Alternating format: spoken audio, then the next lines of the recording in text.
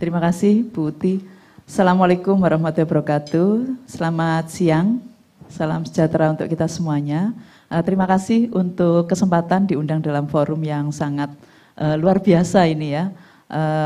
Saya juga menyambut baik tadi beberapa studi yang saya amati tadi sudah dipaparkan oleh Bu Rini dan juga tadi dari Pak Ketua PPNI. Kebetulan saya dengan Pak Ketua ini sering sekali bertemu Bu. Karena sekarang ini kami sedang intensif menjalin kerjasama ya Pak ya. Kita punya kerjasama untuk jangka pendek itu kami sedang membuat database untuk tenaga kesehatan kita dan karena paling besar itu adalah perawat. Jadi memang kita fokuskan untuk perawat terlebih dahulu. Kemudian kita juga sedang membuat buku saku bersama. Karena ternyata salah satu hal yang membuat perawat kita walaupun cukup banyak demand yang masuk ke Indonesia, itu banyak juga mereka yang tidak tahu. Sebenarnya kebutuhan di luar itu seberapa banyak, terus kemudian syaratnya apa begitu ya. Nah itu yang sekarang sedang kita garap bersama dengan kawan-kawan dari PPNI. Terima kasih ya Pak Arief ya. Ya, baik, kami akan sampaikan beberapa hal yang terkait dengan seperti apa what's going on yang ada di Kemkes gitu ya, berkenaan dengan beberapa kebijakan yang akan relevan dengan IACEPA dan juga mungkin merespon juga dari beberapa hasil studi yang sudah dilakukan oleh kawan-kawan bersama dengan Katalis. Lanjut saja ini. Mungkin Bapak Ibu juga perlu ketahui ya bahwa sampai dengan saat ini masalah-masalah kesehatan di kita itu masih yang sebenarnya kita bisa bilang itu unfinished agenda gitu. Kita masih angka kematian ibu masih tinggi, angka kematian bayi juga demikian, angka stunting kita juga masih cukup besar gitu ya. Dan kita juga termasuk salah satu negara yang angka TB-nya itu tertinggi di Indonesia, di seluruh dunia. Kemudian kalau kita lihat dari pembiayaan kesehatan juga demikian, kita masih melihat bahwa angka spending healthcare kita itu ternyata dari BPJS Kesehatan itu ternyata paling banyak untuk mengobati penyakit-penyakit yang sifatnya katastrofik. Ada kanker, jantung, stroke, dan juga uronefrologi, seperti termasuk di dalamnya kayak gagal ginjal. Jadi itu beberapa tantangan yang saat ini kita hadapi. Next. Nah, dari sisi tenaga kesehatan, kami sampaikan bahwa kalau dari sisi dokter, itu kita bisa bilang bahwa kita ini masih kurang, begitu ya. Ini dari sisi tenaga medis dokter. Kemudian kalau dari sisi tenaga lain seperti apa? Kalau kita lihat puskesmas, karena perawat itu adalah bagian dari 9 jenis tenaga kesehatan yang harus lengkap di seluruh puskesmas. Nah, itu masih ada 50% puskesmas yang belum lengkap. Tetapi setelah kita lihat lebih jauh, yang nggak lengkapnya itu apa? Paling banyak itu ternyata dokter gigi, Bu. Kemudian ATLM, kemudian tenaga gizi. Itu yang paling banyak nggak lengkap. Tapi kalau perawat, bidan, itu tinggal sedikit sekali. Dan mayoritas memang yang butuh itu yang sudah jauh-jauh lah, kayak di Papua gitu ya, yang memang untuk menempatkan orang ke sana itu perlu effort khusus gitu. Nggak bisa mungkin dari Jakarta tiba-tiba ditaruh di Papua gitu Bu. Orang Papua juga kaget, nih kenapa orang ini berani-beraninya datang ke sini gitu ya. Karena masih banyak daerah-daerah yang rawan keamanan. Mungkin beberapa waktu yang lalu Bapak Ibu juga mendengar di berita ya, pekerja-pekerja yang sedang membangun puskesmas di salah satu kabupaten di Nduga kan juga diserang ya. Jadi seperti itu di banyak puskesmas kita di daerah di wilayah Papua yang sekarang mekar menjadi 6 provinsi itu, nah itu yang menjadi tantangan sehingga masih cukup banyak puskesmas kita yang belum lengkap. Ya, lanjut.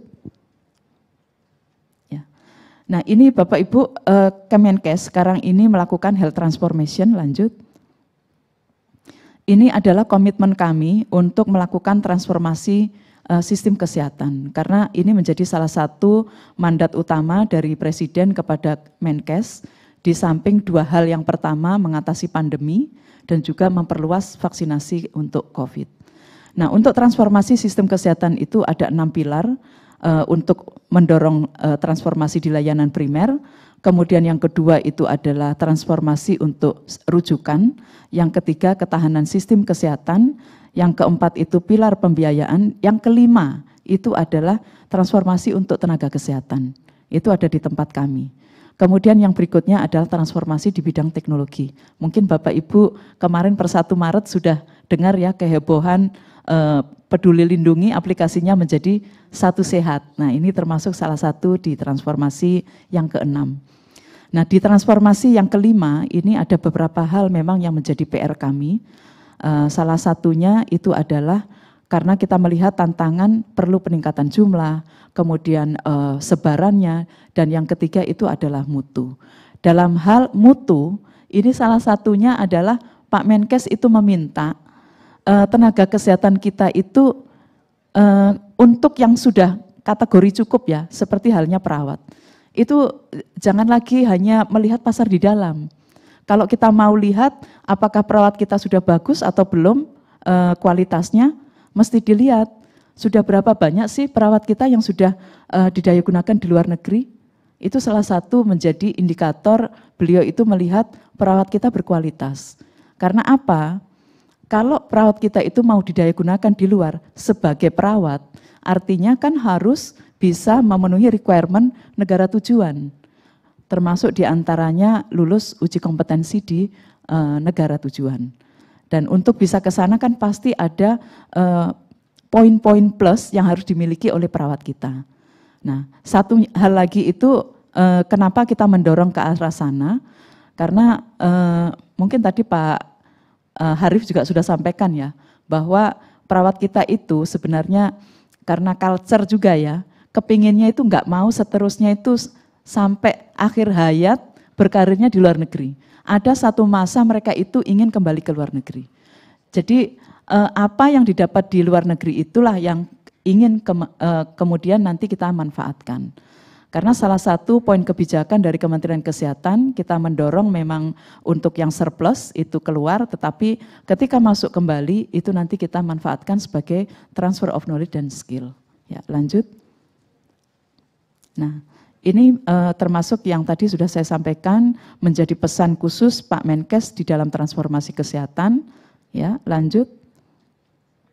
Nah, mungkin ini yang perlu kami sampaikan gambaran situasi ketenagaan di Indonesia, khususnya perawat. Kenapa kita bilang ini kok surplus, begitu ya.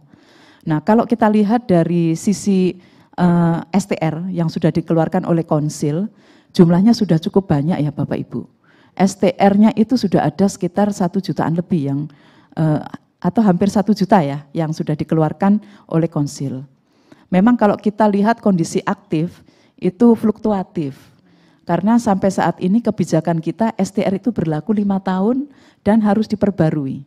Nah ini mungkin salah satu hal yang saat ini sedang dipikirkan oleh pemerintah Indonesia supaya kita tahu STR itu tidak hanya didasarkan pada saat aktif yang sifatnya itu saat itu juga gitu, real time gitu. Tetapi ada kemungkinan kan orang terlambat ya, memperpanjang gitu ya, karena persyaratannya banyak. Salah satunya itu harus ada rekomendasi dari organisasi profesi, dari tempatnya Pak Harif. Kalau mereka terlambat mengumpulkan SKP, Pak Harif terlambat juga memberikan rekomendasi, akhirnya telat juga itu STR-nya untuk diperpanjang. Sehingga kalau kita hanya melihat dari gambaran aktifnya STR, kadang-kadang itu memang tidak memberikan gambaran utuh bahwa inilah jumlah yang saat ini memang bekerja di Indonesia. Jadi seringkali kami melihat untuk seberapa banyak perawat di Indonesia, kami melihatnya dari 2 pendekatan. Yang pertama itu adalah berapa STR yang sudah dikeluarkan oleh Konsil. Kami sekarang ini juga melihat mempunyai data SISDMK. Nah SISDMK ini, Sistem Informasi SDM Kesehatan, saat ini juga sedang kami terus tambahkan. Ini kami juga punya pengalaman tahun lalu itu. Ketika ada seleksi P3K yang untuk ASN, begitu ada informasi bahwa yang boleh mengikuti seleksi hanya yang sudah terdata di SISDMK, yang protes ke kami itu banyak sekali. Terus kemudian ketika kami buka, oke, kalau begitu kita buka 2 hari, Anda update data di SISDMK, nah nanti itu yang boleh mendaftar mengikuti seleksi P3K. Begitu kita buka 2 hari, yang nambah itu 400.000. Ya. Dan itu yang paling banyak termasuk juga salah satunya dari keperawatan gitu. Jadi sebenarnya kalau kita lihat, bahkan yang sudah bekerja di Fasdiankes kita yang miliknya pemerintah, kalau kita melihat dari sisi status employment-nya, tidak hanya yang PNS maupun juga yang P3K, sebenarnya itu cukup banyak ternyata yang non-ASN. Nah ini yang tahun 2023 ini nanti akan kami buka juga peluangnya untuk bisa mengisi puskesmas-puskesmas dengan P3K. Jadi Bapak Ibu kami juga bisa yakinkan kalau dari data ini memang perawat itu surplus gitu. Kalau kita tidak punya peluang untuk mendaya-gunakan yang lain. Yang berikutnya ini kita juga punya ya untuk yang posyandu primer. Itu nanti kita ada program satu desa itu ada 1 perawat, 1 bidan. Ya. Nah kalau lihat dari jumlah lulusannya tadi, ya masih cukup juga gitu ya untuk seluruh desa di Indonesia gitu. Artinya memang masih cukup banyak peluang perawat kita karena lulusan per tahun itu juga cukup besar sebenarnya untuk bisa kita manfaatkan mengisi peluang pasar global. Karena tentunya kita juga melihat pasca COVID itu kebutuhan seluruh dunia itu juga mulai ada peningkatan gitu. Jadi kita juga nggak selfish lah gitu ya, hanya untuk Indonesia. Sedangkan kita juga sebenarnya masih memiliki peluang untuk kita kirim keluar. Ya lanjut. Ya ini gambarannya ya untuk kelengkapan. Ya mungkin lanjut, ini sudah kita sampaikan. Nah ini selalu ada perkembangan dari 2022 itu puskesmas yang tidak punya dokter juga makin menurun. Kemudian yang lengkap juga semakin banyak kenaikannya dengan kita ada berbagai macam program pemenuhan baik oleh kami, P3K, penugasan khusus dan juga oleh daerah. Lanjut. Ya, ini programnya, lanjut saja. Ini juga lanjut saja. Ya, ada beberapa program yang sudah kami inisiasi untuk mendorong perawat kita bisa didaya-gunakan di luar negeri. Kami juga menyadari bahwa penyiapan itu faktor penting supaya perawat kita siap didaya-gunakan di luar negeri. Jadi beberapa waktu yang lalu kami sudah mulai bekerja sama dengan institusi internasional termasuk dengan Jerman karena saat ini Indonesia dan Jerman itu ada program G2G. Kemudian kita juga kolaborasi dengan GIZ karena ini adalah lembaga yang ditunjuk oleh pemerintah Jerman untuk pelaksanaan seleksi, sedangkan GUTE itu adalah untuk pelaksana trainingnya. Jadi ini kita juga gandeng sehingga lulusan kita khususnya dari Poltekkes itu juga bisa lebih disiapkan. Nah ini kami juga harapkan dari institusi pendidikan yang lain itu juga ada kemauan ya untuk bisa menyiapkan lulusannya sehingga nanti jangan sampai lulus kemudian mencari-cari pekerjaan terus nuntut lagi ke pemerintah, tolong ini dibuka lebih banyak lagi P3K-nya itu. Kan fasilitas pelayanan kesehatan pemerintah juga terbatas ya, sehingga perlu dipikirkan ada peluang-peluang yang lain. Ya, lanjut. Kemudian ini yang untuk ke Jepang. Nah, ini mungkin salah satu tadi juga yang sudah disoroti oleh Bu Rini ya, bahwa yang ke Jepang ini memang mayoritas adalah peluangnya itu bukan sebagai kanggosi atau perawat RN, tetapi sebagai care worker. Nah, oleh karena itu, Kemenkes sebenarnya juga mendorong bahwa memang untuk perawat kalau yang levelnya sudah RN, ya jangan masuk sebagai care worker gitu, kasihan. Karena care worker di Jepang itu levelnya di 2. Nah kalau untuk perawat D3 yang jumlah lulusannya juga justru lebih banyak lagi daripada yang bachelor, yang RN, nah itu bolehlah untuk mengisi ke pasar sana.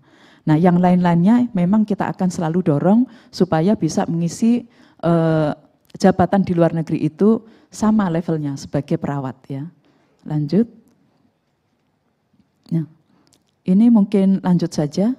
Ini lanjut saja. Lanjut.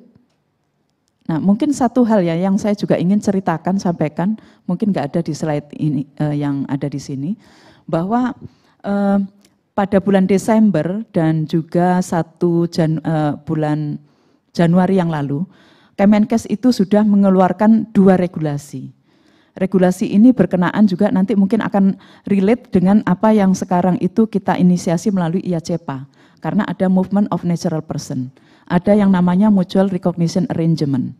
Dan ini nanti juga bisa dipakai sebagai dasar hukum ketika kita melakukan komparasi dari sisi rekognisi untuk standar pendidikan maupun juga standar kompetensinya.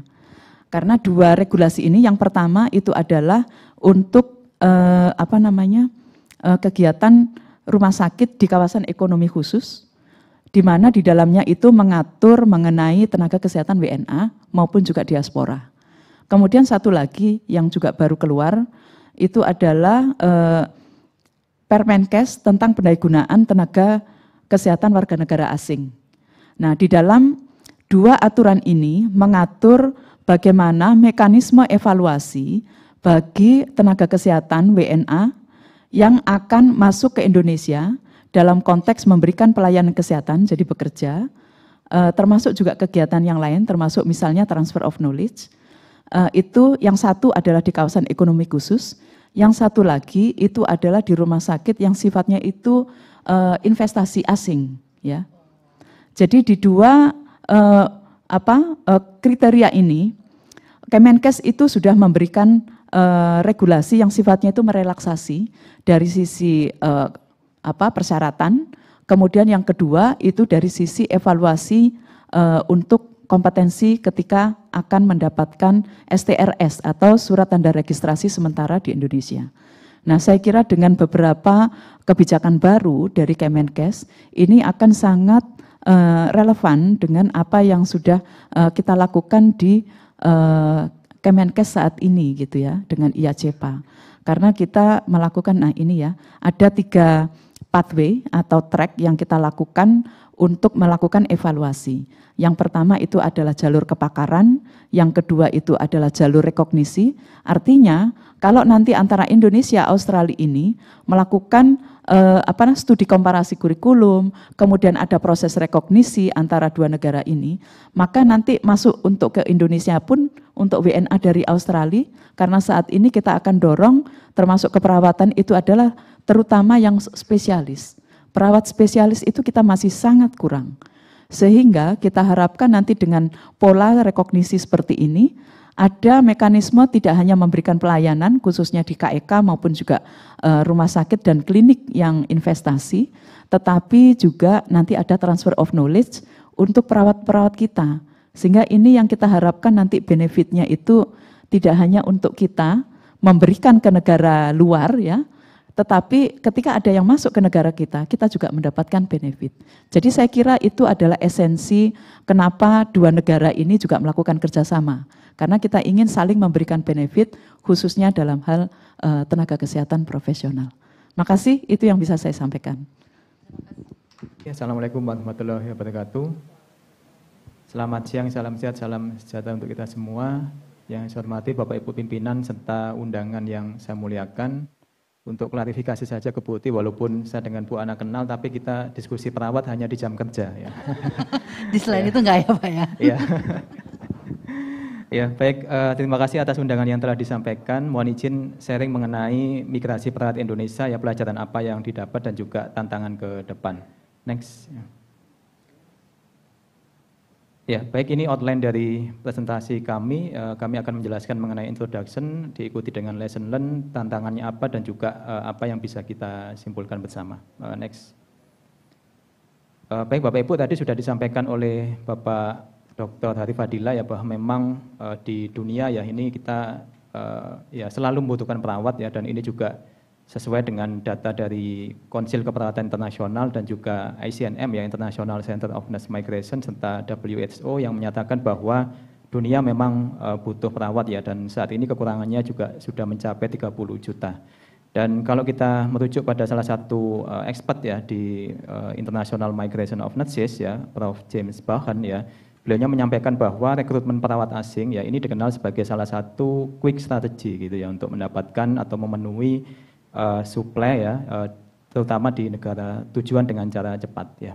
Dan sekali lagi untuk perawat kita ya, kebetulan besok juga tadi disampaikan bahwa besok adalah International Women's Day ya, dan ini data bahwa secara global 1 dari 8 perawat adalah migran dan 70% diantaranya adalah global nurse migrant female ya.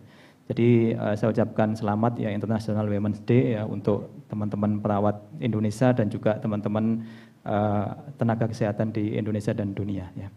Dan kalau kita melihat data dari ICNM ya, tentunya di tahun 2021 ya, ternyata sudah banyak perawat berpendidikan asing gitu ya, sebanyak 550.000 yang bekerja di negara-negara OECD ya. Jadi ada 36 high income OECD member ya yang sudah memiliki foreign educated nurses ya.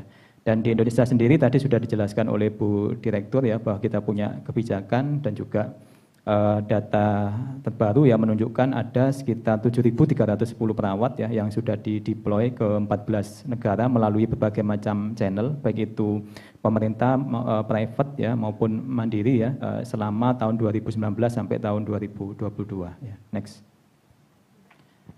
Hadirin yang saya muliakan, ketika bicara migrasi perawat global ya tentunya kita merujuk pada beberapa dokumen internasional ya, yang mana dokumen ini selalu diperbarui ya.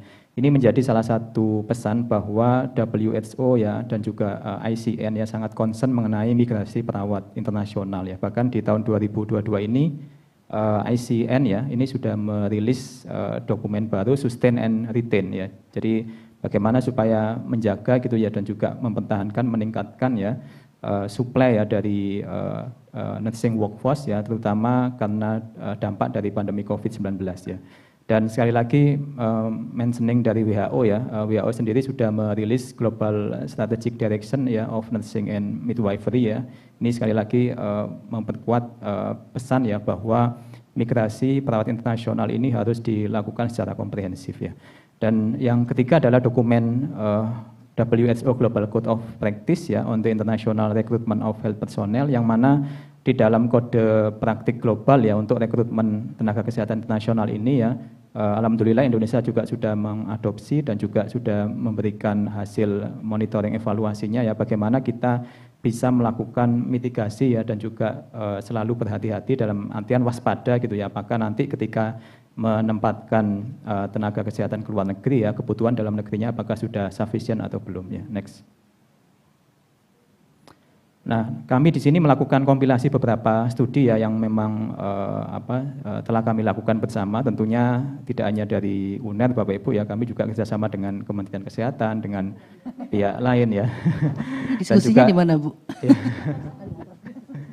Ya beberapa stakeholder Bapak Ibu dan kami juga melakukan searching gitu ya di database akademik bereputasi internasional ya ada Scopus, ada Web of Science dan juga Cinahal. Dan di sini Bapak Ibu bisa dilihat ada 2 dokumen kebijakan. Yang pertama adalah Human Resources for Health Country Profile of Indonesia yang mana waktu itu Indonesia sempat dimention sebagai negara yang masih mengalami krisis tenaga kesehatan khususnya perawat ya sehingga dipertanyakan kebijakan untuk menempatkan perawat ke luar negeri ya. Jadi waktu itu ada kajian gitu ya yang kami lakukan bersama dan sekali lagi kajian ini juga menemukan bahwa Indonesia sedang surplus ya dari sisi jumlah perawat. Lalu yang kedua kami juga melakukan analisis kebijakan pendayagunaan pasar kerja tenaga kesehatan di tingkat global Bapak Ibu. Di sini kami memberikan beberapa rekomendasi ya terkait dengan sektor pendidikan ya peningkatan labor market dan juga layanan kesehatan ya. Next. Mohon izin Bapak Ibu untuk studi yang kami tampilkan di sini, kami hanya menampilkan dari 4 negara karena memang disitulah perawat Indonesia yang mayoritas berada gitu ya. Jadi kami mencari teman-teman perawat yang memang sudah ada organisasi ya, ataupun perkumpulan gitu ya dan mereka jumlahnya juga cukup besar ya. Jadi kami melakukan studi di Jepang, di Kuwait ya, Arab Saudi dan juga Taiwan ya. Next. Nah di dalam studi ini Bapak Ibu kami temukan ya beberapa pelajaran penting. Yang pertama tadi alasan untuk migrasi ya sesuai dengan yang disampaikan oleh Bapak Arif Fadila memang 3 mayoritas terbanyak ya alasan untuk migrasi. Yang pertama adalah alasan finansial ya karena memang kesejahteraan ataupun gaji di luar negeri ini lebih kompetitif Bapak Ibu ya. Lalu yang kedua tentunya kesempatan untuk pengembangan karir ya ataupun career path yang lebih jelas, dan yang ketiga ini tentunya terkait dengan kondisi lingkungan pekerjaan ataupun lingkungan keperawatan yang lebih baik. Next. Ya, jadi kami memotret dari 3 siklus migrasi Bapak Ibu ya. Jadi migrasi ini kalau kita dibagi menjadi beberapa siklus, ada 3 siklus besar. Ada pramigrasi ya, ataupun sebelum mereka berangkat, ada siklus migrasi ya ketika mereka berada di negara penempatan, dan ada siklus return migration ya. Ini pasca penempatan atau ketika mereka kembali ke Indonesia ya. Nah, tantangan apa saja yang dihadapi oleh perawat Indonesia di 3 siklus migrasi ini Bapak Ibu? Next. Ya, yang pertama di pramigrasi ya ataupun persiapan, tentunya Bapak Ibu tadi sudah mendengarkan ya bahwa challenge utama ya bagi perawat Indonesia ketika ke luar negeri itu adalah masalah bahasa ya. Ini tidak hanya terkait dengan bahasa Inggris ya, juga bahasa Jepang dan lain sebagainya Bapak Ibu. Jadi bahasa ini juga perlu waktu yang tidak cukup singkat Bapak Ibu ya, karena sekali lagi untuk pasar tertentu Bapak Ibu ya, pasar Jepang juga required at least N4 gitu ya, Japanese Language Proficiency Test-nya, dan ini juga perlu waktu untuk meningkatkan kompetensi bahasa mereka. Lalu yang kedua, memahami job position Bapak Ibu. Nah ini kebetulan kami temukan ya untuk pasar kerja kesehatan di Asia Bapak Ibu ya. Kebetulan waktu itu di Jepang dan juga di Taiwan Bapak Ibu ya, ada job position yang memang ada 2 ya, ada kanggoshi atau perawat, yang kedua adalah keigo fukushiki atau care worker ya.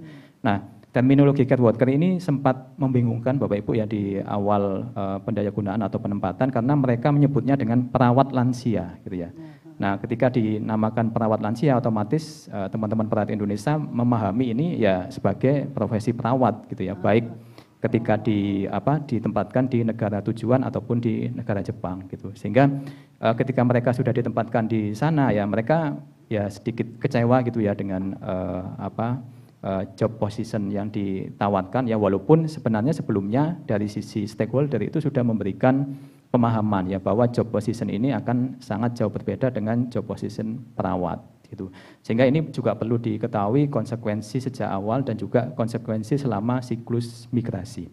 Lalu yang ketiga ini adalah intention to work abroad ya. Memang untuk perawat Indonesia ini agak unik Bapak Ibu ya. Kami melakukan survei untuk intention ya, niat mereka bekerja ke luar negeri. Dari 1.400 sekian ya mahasiswa keperawatan, 90% mereka memang niat gitu ya untuk bekerja ke luar negeri. Tetapi ketika ditanya how firm ya, apakah mereka sudah memiliki firm plan untuk bekerja ke luar negeri, itu angkanya tidak sampai 50% ya. Dalam artian memang perlu ada edukasi gitu ya, perlu ada upaya-upaya tertentu gitu untuk tidak hanya sekedar meningkatkan niat ya, tetapi juga firm plan ya yang memang betul-betul solid untuk bisa bekerja ke luar negeri. Lalu yang terakhir ini sejalan tadi yang disampaikan oleh Bu Direktur ya, perlunya comprehensive understanding of the destination countries ya.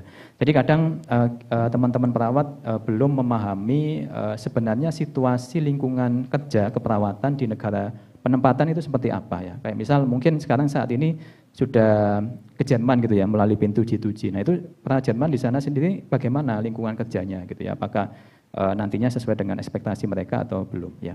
Next. Lalu Bapak Ibu, kami juga melihat tantangan di siklus migrasi ya saat bekerja ataupun saat ditempatkan. Sekali lagi bahasa ini juga terbawa gitu ya menjadi tantangan ya. Kalau di sebelumnya mereka sama sekali belum terekspos gitu ya dengan bahasa Jepang dan lainnya ya, yang ke Taiwan juga bahasa Mandarin ya. Lalu di siklus migrasi mereka sekali lagi juga mengalami kesulitan, terutama untuk terminologi-terminologi yang terkait dengan medis ataupun nursing ya. Karena ini sangat jauh berbeda ya terminologi yang dipakai dengan bahasa keseharian.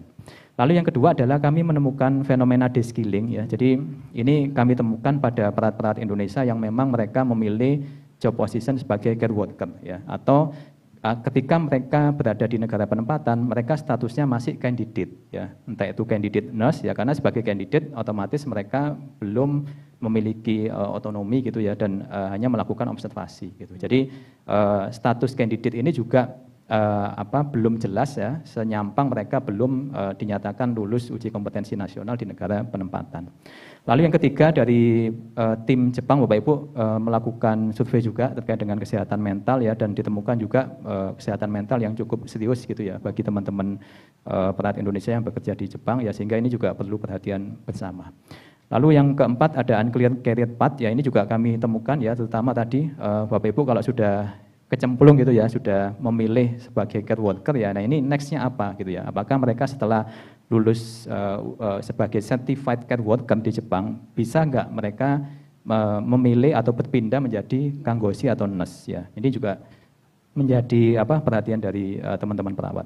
Lalu berikutnya adalah cultural adaptation. Bapak Ibu memang betul tadi Bu Rini di awal menjelaskan ya, kita memang perlu ada intervensi ke arah sini ya, karena ada kaitannya juga ditemukan di siklus migrasi.